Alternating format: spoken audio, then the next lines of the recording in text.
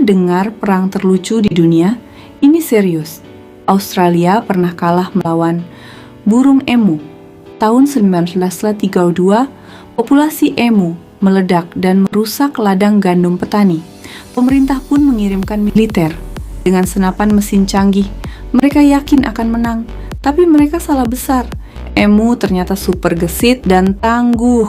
Ribuan peluru habis, tapi hasilnya minimal. Militer kalah gulungan. Jadi, di sini lahir legenda. Kalah dari burung, tapi menang di dunia maya. Siapa jagoan sejati?